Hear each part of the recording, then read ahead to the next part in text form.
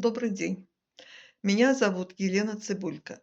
Я обратилась с просьбой проработки такой проблемы, как прокрастинация, к Ирине Мирошниченко.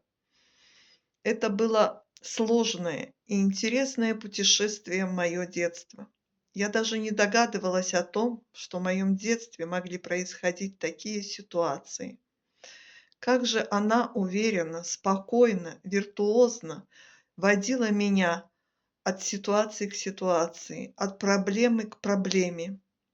И уже даже на следующий день я почувствовала другое отношение самой к себе самой.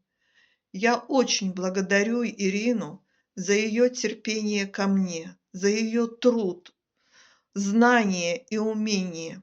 И очень всем рекомендую пройти проработку у Ирины Мирошниченко.